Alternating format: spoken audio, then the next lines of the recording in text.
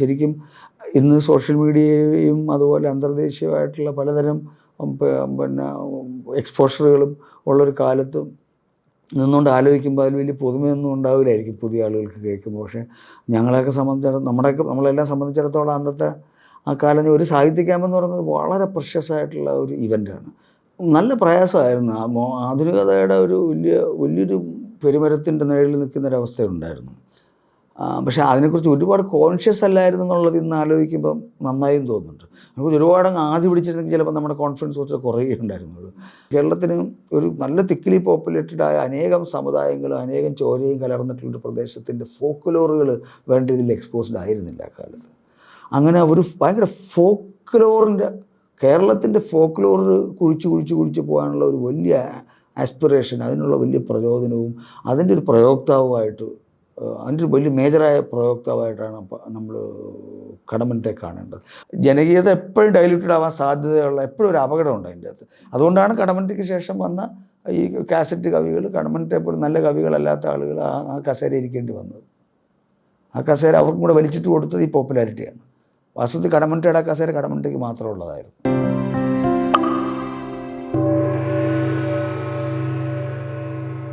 മലയാളത്തിലെ ഏറ്റവും ശ്രദ്ധേയനായ കവി അൻവർ അലി. ഞങ്ങൾ തമ്മിൽ ആദ്യം കാണുന്നത് എനിക്ക് തോന്നുന്നു 80കളുടെ അവസാനം തിരുവനന്തപുരത്ത് വേളി യൂത്ത് ഹോസ്റ്റലിൽ വെച്ചിട്ട് കേരള യൂണിവേഴ്സിറ്റി യൂണിയൻ നടത്തിയ ഒരു സാഹിത്യ ക്യാമ്പ്. അന്ന് പന്തളത്ത് വിദ്യാർത്ഥിയായിരുന്നു ഞാൻ, പന്തളം NSS കോളേജിൽ. അവിടുന്ന് തിരുവനന്തപുരത്ത് വന്ന് വേളി യൂത്ത് ഹോസ്റ്റലിലെത്തി. അവിടെ വെച്ചാണ് അൻവറിൻ്റെ സുഹൃത്തുക്കളായിട്ടുള്ള PK രാജശേഖരൻ, വിനയകുമാർ, അങ്ങനെ ഒരു അക്കാലത്ത് ഏറ്റവും സജീവമായി മലയാള സാഹിത്യത്തിലേക്ക് ഉള്ള വരവറിയിപ്പ് അതിൻ്റെ എല്ലാ സൂചനകളും നൽകിക്കൊണ്ട് ഏറ്റവും സജീവമായി വായനയും എഴുത്തുമൊക്കെ നടത്തിയിരുന്ന ഒരു പറ്റം സുഹൃത്തുക്കൾ. അൻവറിനെ അവിടെ വെച്ചാൽ കാണുന്നത്. അന്ന് വേളി യൂത്ത് ഹോസ്റ്റലിലെ പകൽ ക്യാമ്പ് കഴിഞ്ഞിട്ട് രാത്രിയിൽ ഈ വേളി കായലോരത്ത് പല സ്ഥലത്തിരുന്നിട്ട് അൻവർ കവിത ചൊല്ലിയതും അതൊക്കെ ഇങ്ങനെ മനസ്സിലേക്ക് വരുന്നു. അൻവർ ശരിക്കും ഈ 80കളുടെ അവസാനം 90കൾ യൂണിവേഴ്സിറ്റി കോളേജ്, ആ സമയത്തെക്കുറിച്ചുള്ള ഓർമ്മ, ഇപ്പം നമ്മളൊക്കെ ഓർമ്മ കൂടുതൽ പറയേണ്ട ഒരു സന്ദർഭം വരുമ്പോൾ എങ്ങനെയാണ് ആ കാലത്തെ ഓർത്തെടുക്കുക? ആരോ ചേലക്കാലുവിനെ അങ്ങോട്ട് പറഞ്ഞിട്ടുണ്ട്, നമ്മൾ വയസ്സാവുന്നതിൻ്റെ ലക്ഷണമാണ് ഈ ഒരുപാട് നൊസ്റ്റാൾജിക് ആവുകയും ചെറുപ്പകാലത്തെ കുറിച്ച് ഓർക്കുകയും ചെയ്യുന്നത്. അതെ. അങ്ങനെ ഇൻഡിക്കേറ്ററായിട്ടും കൂടി ഇതിനെ കാണാമെന്ന് എനിക്ക് അറിഞ്ഞുകൂടാ. എന്തായാലും ഓർമ്മ കൂടുതൽ ശരിയാണ്. നമ്മൾ അന്നക്കാലത്തിൻ്റെ ഓർമ്മകൾ ഇപ്പോൾ കൂടുതലായിട്ട് വരാറുണ്ട്. സത്യമാണ്. അത് ആ കാലത്ത് ഈ പറഞ്ഞ 80കളുടെ ഒടുവിൽ വളരെ ഇപ്പോൾ ആലോചിക്കുമ്പം അങ്ങനെ നമുക്ക് നഷ്ടബോധമൊന്നുമല്ല തോന്നുന്നത്. പക്ഷേ അത് എന്തുമാത്രം സജീവമായിരുന്നു മനസ്സ്. നമ്മുടെ വ്യക്തിത്വ വികാസത്തിൻ്റെ വളരെ പുഷ്കലമായൊരു കാലം. ഒരു ട്രാൻസിഷൻ ഏജിൻ്റെ എല്ലാ ഭംഗികളോടും കൂടി ഇപ്പോൾ മനസ്സിൽ കിടപ്പുണ്ട്. നമ്മൾ വെളിയിലെ ക്യാമ്പുകൾ ശരിക്കും ഇന്ന് സോഷ്യൽ മീഡിയയും അതുപോലെ അന്തർദേശീയമായിട്ടുള്ള പലതരം എക്സ്പോഷറുകളും ഉള്ളൊരു കാലത്ത് നിന്നുകൊണ്ട് ആലോചിക്കുമ്പോൾ അതിൽ വലിയ പുതുമയൊന്നും ഉണ്ടാവില്ലായിരിക്കും പുതിയ ആളുകൾക്ക് കേൾക്കുമ്പോൾ. പക്ഷേ ഞങ്ങളെയൊക്കെ സംബന്ധിച്ചിടത്തോളം നമ്മളെല്ലാം സംബന്ധിച്ചിടത്തോളം അന്നത്തെ ആ കാലം ഒരു സാഹിത്യ ക്യാമ്പെന്ന് പറയുന്നത് വളരെ പ്രഷ്യസ് ആയിട്ടുള്ള ഒരു ഇവൻ്റാണ്. വളരെ വിലപിടിപ്പുള്ളൊരു മൊമെൻ്റാണ്. ആ 3 ദിവസം എന്ന് പറയുന്നത് ഒരു കൊല്ലം കോളേജ് ക്ലാസ്സിൽ പഠിക്കുന്നതിനേക്കാളും പ്രധാനമാണ്. അത് 3 ദിവസമായിരുന്നുള്ള പോലും നമുക്ക് അത്ഭുതമാണ് ഇപ്പോൾ ആലോചിക്കുക. എത്രയോ നാളൊന്നിച്ച് ഇങ്ങനെ ഇരുന്ന ഫീലാണത്. അത് മാത്രമല്ല, എനിക്ക് PK ബാലകൃഷ്ണനൊക്കെ ആദ്യമായിട്ട് കാണുന്നത്, PK ബാലകൃഷ്ണനും നരേന്ദ്രപ്രസാദും തമ്മിൽ വലിയ തർക്കം ഉണ്ടാകുന്നത് ക്യാമ്പിൽ വെച്ചിട്ട്. വലിയ തർക്കമായിരുന്നു. ചങ്ങമ്പുഴയാണോ കടമ്മനിട്ട രാമകൃഷ്ണനാണോ വലിയ കവി എന്നൊക്കെ പറഞ്ഞ് വലിയ ചർച്ചകളാണ്. അതുപോലെ വിദ്യാർത്ഥികളായ ആളുകൾ തന്നെ ചിലരൊക്കെ ഉന്നയിക്കുന്ന ചില ചോദ്യങ്ങൾ, അതിൻ്റെ ഷാർപ്നെസ്, അതിനോട് വളരെ അതേ സ്പിരിറ്റിൽ തന്നെ മറുപടി പറയുന്ന ആളുകൾ, അതൊക്കെ എനിക്ക് നല്ല ഓർമ്മയുണ്ട്. അപ്പോൾ അന്ന് നമ്മുടെ ആ ക്യാമ്പിലാണെന്ന് എനിക്കറിഞ്ഞൂടാ. അനൂപ് പറയുന്ന ക്യാമ്പ് 89 അതിന് മുമ്പ് 84 അത് ഞാൻ വളരെ ചെറിയ കുട്ടിയാണ്, നമ്മളെല്ലാം കുട്ടികളാണെന്ന് വെച്ചാൽ BAക്ക് ജോയിൻ ചെയ്തിട്ടേ ഉള്ളൂ. കോളേജിൽ പോയി തുടങ്ങിയിട്ടില്ല. കോളേജ് ജോയിൻ ചെയ്തിട്ടുള്ള കെയർ ഓഫിലാണ് അഡ്മിഷൻ എടുക്കുന്നത് പോലും ക്യാമ്പിനും. University college. അപ്പോൾ യൂണിവേഴ്സിറ്റി കോളേജ് എന്നുള്ളവരൊന്നും എനിക്കറിയില്ല. അവിടെ വെച്ചിട്ടാണ് വിനയനെയും പുല്ലുവിള ബാലനെയും ഒക്കെ കാണുന്നത് ആദ്യമായിട്ട്. പിന്നെ അതുപോലെ തന്നെ പിൽക്കാലത്ത് വലിയ ലോകോത്തര ദാർശനികനായി മാറിയിട്ടുള്ള V. സനൽ, ഇപ്പോൾ ഡൽഹി IIT പ്രൊഫസറാണ്. വി സനിൽ എഞ്ചിനീയറിംഗ് കോളേജ് വിദ്യാർത്ഥിയാണ്. പിന്നെ വലിയ കമ്പ്യൂട്ടർ എഞ്ചിനീയർ മ്യൂസീഷ്യനായിട്ട് മാറിയ TN സലീം, പിന്നെ അവരുടെ കൂട്ടത്തിലുള്ള ഒന്നായി കവിത എഴുതുന്ന സെബാസ്റ്റ്യൻ. ട്രിവാൻഡ്രം എഞ്ചിനീയറിംഗ് കോളേജ് എന്നുള്ള ടീമാണ്. അപ്പോൾ അന്ന് യൂണിവേഴ്സിറ്റി കോളേജിനേക്കാളൊക്കെ ഭയങ്കര ഇൻ്റലക്ച്വലി ഭയങ്കര പൊട്ടൻഷ്യലുള്ള ടീം എഞ്ചിനീയറിംഗ് കോളേജിലെ ടീമാണ്. അപ്പോൾ സനലൊക്കെ ഏതാണ്ടെന്ന് അന്ന് ക്ലാസ് എടുക്കുന്ന B രാജീവനെയും ഒക്കെ പോലെ തന്നെ അതേ പൊട്ടൻഷ്യലുള്ള ആളായിട്ട് നമ്മൾ കാണുന്നു. അവരോടൊക്കെ അതേ ലെവലിൽ നിന്ന് സംസാരം. അപ്പം അവരെയൊക്കെ കാണുന്ന അവിടെ വെച്ചിട്ടാണ്, ആ ക്യാമ്പിൽ വെച്ചിട്ടാണ്. അത് കഴിഞ്ഞുള്ള ക്യാമ്പിലാണ് നമ്മൾ കഴിഞ്ഞ് പിന്നെ വേറെ ഒന്നുണ്ട് നെയ്യാർ ഡാമിൻ്റെ ക്യാമ്പിൽ വെച്ച് നമ്മൾ കണ്ടിട്ടുണ്ടായിരുന്നു. അല്ല, അപ്പോൾ അന്ന് ഈ നമ്മുടെ Narendraprasad sir, Sivakumar sir, D Vinendran, ഇങ്ങനെ ഈ അന്നത്തെ പ്രധാനപ്പെട്ട അധ്യാപകർ, നിങ്ങളെയൊക്കെ പിന്നീട് പഠിപ്പിക്കുകയൊക്കെ ചെയ്ത ആൾക്കാർ, അവരുമായിട്ടൊക്കെ വളരെ ഒരു സൗഹൃദ അന്തരീക്ഷമാണ്. എന്നെപ്പോലുള്ളവർക്കൊക്കെ ഒരു വലിയ കൗതുകമുള്ള കാഴ്ചയായിരുന്നു. കാരണം അന്ന് അധ്യാപകരും വിദ്യാർത്ഥികളും തമ്മിൽ യാതൊരു അകലവുമില്ലാതെ ഒന്നിച്ച് നിന്ന് സിഗരറ്റ് വലിക്കാൻ പോലും സ്വാതന്ത്ര്യമുള്ള തരത്തിലുള്ള ഒരു, അവരെക്കുറിച്ചൊക്കെ ഉള്ള ഒരു ഓർമ്മ എങ്ങനെയാണ്? അതാണ് നരേന്ദ്രപ്രസാദ് സാറിന് ആദ്യം കാണുന്നത് ഞാനീ പറഞ്ഞ ആദ്യത്തെ ക്യാമ്പിനാണ്. 84 ക്യാമ്പിനാണ്. 84 83 ഒടുവിലോട്ടാണ്. അത് KSUക്കാരുടെ അവസാനത്തെ യൂണിവേഴ്സിറ്റി യൂണിയനാണ്. അത് കഴിഞ്ഞ് പിന്നെ ദീർഘകാലത്ത് KSUക്കാരെ അങ്ങോട്ട് അടുപ്പിച്ചിട്ടില്ല. ശരത്ചന്ദ്ര പ്രസാദ് ചെയർമാനും ഒക്കെ ആയിട്ടുള്ള യൂണിവേഴ്സിറ്റി യൂണിയൻ്റെ, KSUവിൻ്റെ അവസാനത്തെ യൂണിവേഴ്സിറ്റി യൂണിയനാണ്. അന്ന് നരേന്ദ്രപ്രസാദ് സാറാണ് ക്യാമ്പ് ഡയറക്ടർ. അവിടെ വെച്ചാണ് അങ്ങനെ കാണുന്നത്. അങ്ങനെ ഭയങ്കര സുന്ദരനല്ലേ, മനോഹരമായ ശബ്ദം, ഭയങ്കര ഒറേറ്റർഷിപ്പ്. അപ്പോൾ സാറ് ഈ ക്യാമ്പ് ഡയറക്ടർ ആയതുകൊണ്ട് പല എഴുത്തുകാരെ ഇൻട്രൊഡ്യൂസ് ചെയ്യുക, അല്ലെങ്കിൽ ഒരു പ്രകോപനപരമായ ഒരു ചില ഒരു ഇൻട്രഡക്ഷൻ വഴി ഒരു എഴുത്തുകാരനെയും കുട്ടികളെ കൂടെ കണക്ട് ചെയ്യുക, ഇങ്ങനത്തെ കാര്യങ്ങളാണ് ചെയ്തത്. സാറിൻ്റെ ടോക്കായിട്ടില്ലായിരുന്നു. പക്ഷേ അതിൽ തന്നെ അദ്ദേഹത്തിൻ്റെ ടീച്ചർ ക്വാളിറ്റിയും ആ ഒരു ഡൈനമിക് ആയിട്ടുള്ള മനസ്സും ഒക്കെ. പിന്നെ ഞാൻ വായിച്ചിട്ടുമുണ്ട് സാറിൻ്റെ ചില നിരൂപണങ്ങൾ ഞാൻ വായിച്ചിട്ടുണ്ടെന്നുണ്ട്. അപ്പോൾ അതിൻ്റെ ഒരു അന്നത്തെ ചെറുപ്പക്കാരെ ഏറ്റവും കൂടുതൽ അട്രാക്ട് ചെയ്ത ആധുനികതയുടെ ഏറ്റവും വലിയ ഷോമാനായിട്ടുള്ള നിരൂപകനും കൂടെയാണ്. ഒരു പക്ഷേ സാർ അത്രയും ബൈബിളിൻ്റെ പിന്നീട് തുടർന്നില്ലെങ്കിൽ പോലും അക്കാലത്ത് ഞങ്ങൾ കാണുന്ന കാലത്ത് രാധാകൃഷ്ണനെയോ B രാജീവനെയോ അങ്ങനത്തെ ക്രിട്ടിക്കലുണ്ടല്ലോ, അപ്പനെയോ കൂടുതൽ ഗ്ലാമറസ് ആയിട്ടുള്ള ക്ഷോഭിക്കുന്നവരുടെ സുവിശേഷം എഴുതിയത് അപ്പനാണെങ്കിലും ആ പിന്നെ നിഷേധികളെ മനസ്സിലാക്കൂ എന്ന് പറയുന്ന നരേന്ദ്രപ്രസാദിൻ്റെ ഒരു ടോണാണ് നമ്മളെ കൂടുതൽ അട്രാക്ട് ചെയ്യുന്നത്. അപ്പം സാറ് തന്നെ അന്ന് പഠിപ്പിച്ചിട്ടും ഞാൻ കാണുക ആദ്യ ആഴ്ചയിൽ അനുരാഗം എന്ന് പറഞ്ഞാൽ ഞാൻ സാറിൻ്റെ ആ ഒരു പേഴ്സണാലിറ്റിയിൽ അന്ന് വീണുപോയ ഒരാളാണ്. പിന്നെ യൂണിവേഴ്സിറ്റി കോളേജ് ചെല്ലുമ്പോൾ സാർ അവിടെ ഉണ്ട്. സാർ ഇംഗ്ലീഷിൽ, ഞങ്ങൾ മലയാളമാണ്, പക്ഷേ നമ്മൾ പിന്നെ എങ്ങനെയെങ്കിലും സാറുമായിട്ട് ബന്ധം ഉണ്ടാക്കണം എന്നുള്ളതായിരുന്നു. ഞാൻ രാജശേഖരനും കൂടെ ഇടിച്ച് കയറി എഴുതിയ സാഹിത്യമൊക്കെ ആയിട്ട് സാറിനെ പോയി കാണും. അങ്ങനെ ഉണ്ടാക്കിയ ബന്ധം, അതേ ബന്ധം ശിവകുമാറുമായിട്ടുണ്ട്. ശിവകുമാറും അന്ന് ആ ക്യാമ്പിലാണ്. ശിവകുമാർ ആ ക്യാമ്പിൽ തന്നെയാണ്. ആ ക്യാമ്പിൽ ഒന്നും മിണ്ടുമില്ല. ഒരു ദിവസമൊക്കെ മിണ്ടാതിരിക്കും ശിവകുമാർ സാർ.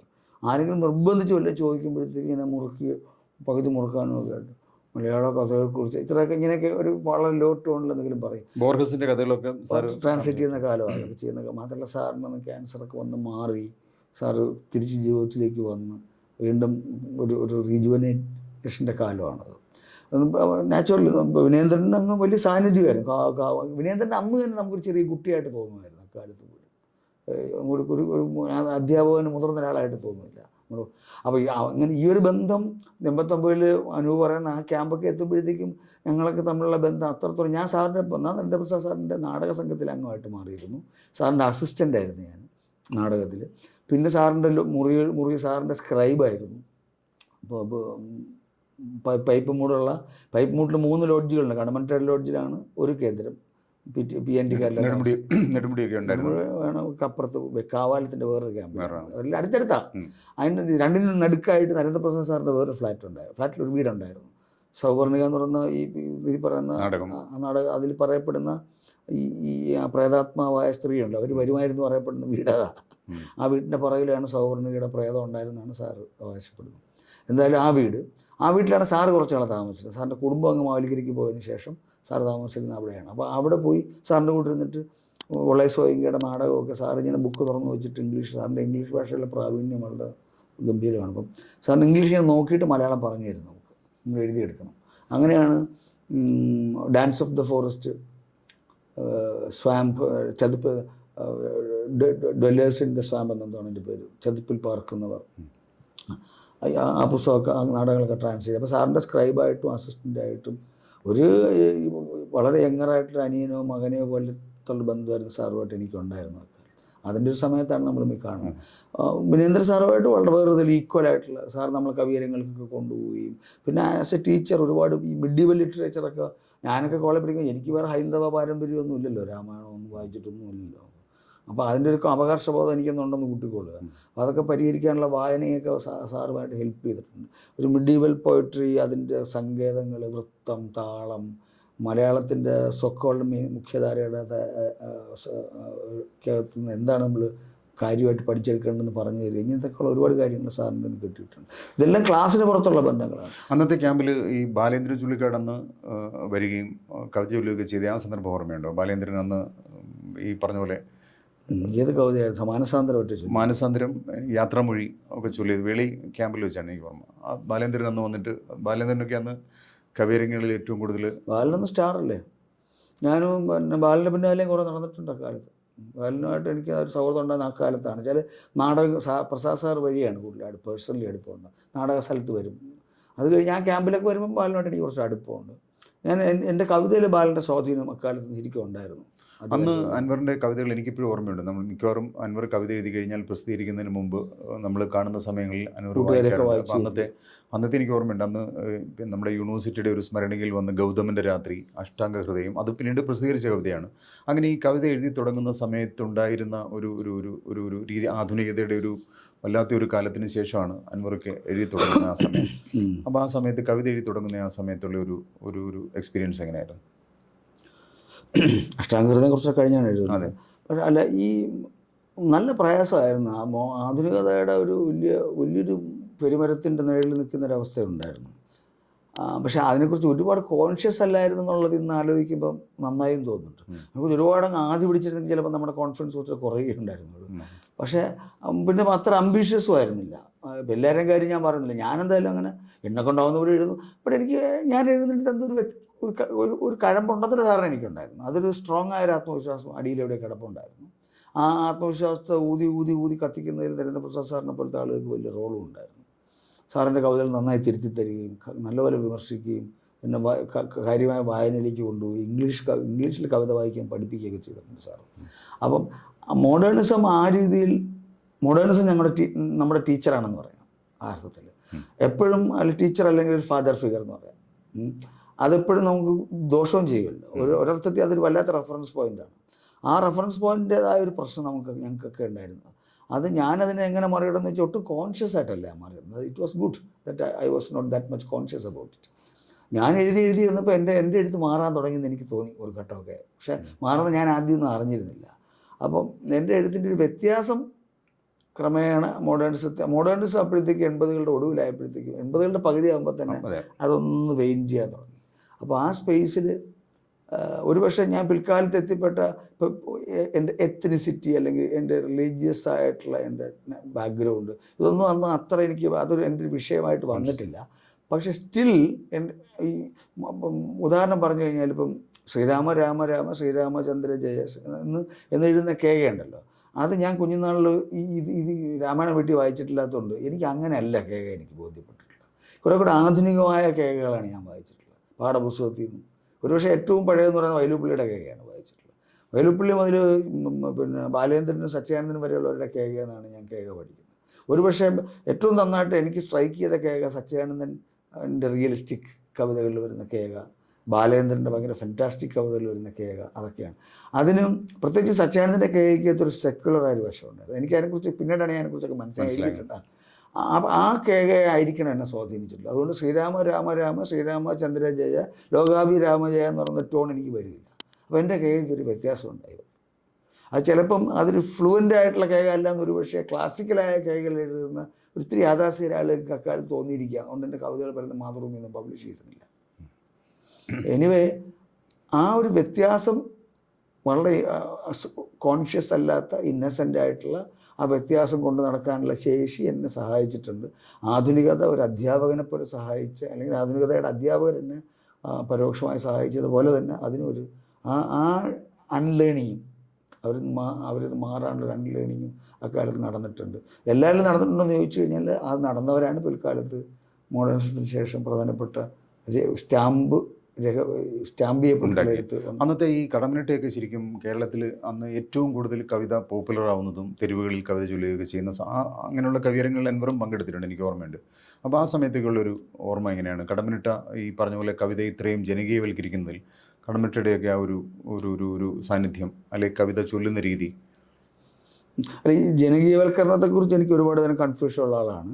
ജനകീയവൽക്കരണത്തെക്കാൾ കൂടുതൽ ഞാൻ പ്രധാനമായിട്ട് കാണുന്നത് കടമ്മനിട്ട ഈ നമ്മുടെ ഇതിലെ ക്ലാസിക്കൽ ബലംപിടുത്തമുണ്ട്. ഈ വൈലോപ്പിള്ളി ഒരു പരിധിവരെ എടശ്ശേരി വരെയും ഒക്കെ നീണ്ടു നിൽക്കുന്നൊരു ഒരു പഴയ മലയാള വൃത്തങ്ങളോട് ചേർന്ന് നിൽക്കുന്ന ഒരു ഭക്തി പ്രസ്ഥാന എഴുത്തച്ഛനിൽ നിന്ന് പിടിവിടാത്ത ഒരു ലോകം ഉണ്ടായിരുന്നു. അതുകൊണ്ട് തന്നെ കേരളത്തിന് ഒരു നല്ല തിക്കിലി പോപ്പുലേറ്റഡായ അനേകം സമുദായങ്ങളും അനേകം ചോരയും കലർന്നിട്ടുള്ളൊരു പ്രദേശത്തിൻ്റെ ഫോക്ക്ലോറുകൾ വേണ്ട ഇതിൽ എക്സ്പോസ്ഡ് ആയിരുന്നില്ല കാലത്ത്. അങ്ങനെ ഒരു ഭയങ്കര കേരളത്തിൻ്റെ ഫോക്ക്ലോർ കുഴിച്ച് പോകാനുള്ള ഒരു വലിയ ആസ്പിറേഷൻ, അതിനുള്ള വലിയ പ്രചോദനവും അതിൻ്റെ ഒരു പ്രയോക്താവുമായിട്ട്, അതിൻ്റെ ഒരു വലിയ മേജറായ പ്രയോക്താവായിട്ടാണ് നമ്മൾ കടമ്മനിട്ടയെ കാണേണ്ടത്. ഒരുപക്ഷെ അതിൻ്റെ ഒരു തിയറിറ്റീഷ്യൻ എന്നുള്ള നിലയ്ക്ക് എം ഗോവിന്ദനും അതിൻ്റെ ആദ്യത്തെ പയനിയർ ഒരു പ്രാക്ടീഷണർ നിലയ്ക്ക് അയ്യോ പണിക്കർക്കൊക്കെ വലിയ റോളുണ്ട് കടമ്മനിട്ടയെ രൂപപ്പെടുന്നതിൽ. അത് നമ്മൾ മനസ്സിലാക്കണം. ഇതെല്ലാം വ്യക്തികളല്ല കേട്ടോ. അങ്ങനെ ഉണ്ടായൊരു കടമ്മനിട്ടയുണ്ട്. അതിനു മുമ്പ് എഴുതിയൊരു കടമ്മനിട്ടയുടെ തന്നെ കുറിച്ചുള്ള നരേന്ദ്രപ്രസാദിൻ്റെ പഠനത്തിൽ പറയുന്നുണ്ട്, വളരെ കാൽപ്പനികനായ ഒരു കടമ്മനിട്ടയുണ്ടായിരുന്നു. അതിൽ നിന്ന് മറ്റേ കടമ്മനിട്ട സ്വന്തം നാട്ടിൽ പോയിട്ട് കുഴിച്ചാൽ അവിടെ പടയണി കുഴിച്ചു കഴിഞ്ഞാൽ അതിൻ്റെ നിന്ന് വെള്ളം കിട്ടും എന്ന് മനസ്സിലാക്കി കൊടുക്കാൻ ഗോവിന്ദനും പണിക്കരും വേണ്ടി വന്നു കാലത്ത്. അപ്പോൾ അതിൽ നിന്നുണ്ടായൊരു കടമ്മനിട്ട വളരെ പ്രധാനപ്പെട്ട ഒരുതരം ഇഗാലിറ്റേറിയൻ പ്രോലിറ്റേറിയറ്റായ ഒരു ഭാഷ, അപാരമായ മലയാളത്തിൻ്റെ താളങ്ങൾ. കാര്യം മലയാളം ഒരേ സമയം സവർണമെന്നോ അവർണമെന്നോ ഭേദമില്ലാതെ എല്ലാ നിലയ്ക്കും താളങ്ങളുടെ ഒരുപാട് സങ്കീർണതകളുള്ളൊരു നാടാണ്. ഇപ്പം നമ്മളിപ്പം തൃശ്ശൂർ അല്ലെങ്കിൽ മധ്യ കേരളത്തിലുള്ള മേളങ്ങളുടെ ചരിത്രം പോലെ തന്നെ നാടോടി താളങ്ങളുടെയും മാപ്പിളപ്പാട്ടിൻ്റെയും ഇപ്പോൾ നമ്മുടെ വളരെ ഇഗാലിറ്റേറിയനായിട്ടുള്ള ഈ കൃഷിപ്പാട്ടുകളുടെയും പൊലയിലും പറയലും പാടുന്ന പാട്ടുകളിലൊക്കെ വലിയ ലോകമുണ്ട്. അതിൻ്റെ എല്ലാ ഊർജ്ജം ആദ്യമായിട്ട് തുറന്നിടുന്നത് കടമ്മനിട്ടയാണെന്ന് പറയാം. അത് സ്വാഭാവികമായിട്ട് ജനകീയമാവുന്നത് മോശമെന്നുള്ള അഭിപ്രായമല്ല ഞാൻ പറഞ്ഞത്. പക്ഷേ ജനകീയത എപ്പോഴും ഡൈല്യൂട്ടഡ് ആവാൻ സാധ്യതയുള്ള എപ്പോഴും ഒരു അപകടമുണ്ട് അതിൻ്റെ അകത്ത്. അതുകൊണ്ടാണ് കടമ്മനിട്ടയ്ക്ക് ശേഷം വന്ന ഈ കാസറ്റ് കവികൾ, കടമ്മനിട്ടയെ പോലും നല്ല കവികളല്ലാത്ത ആളുകൾ ആ കസേര ഇരിക്കേണ്ടി വന്നത്. ആ കസേര അവർക്കും കൂടെ വലിച്ചിട്ട് കൊടുത്തത് ഈ പോപ്പുലാരിറ്റിയാണ്. വാസ്തവത്തിൽ കടമ്മനിട്ടയുടെ കസേര കടമ്മനിട്ടയ്ക്ക് മാത്രമുള്ളതായിരുന്നു.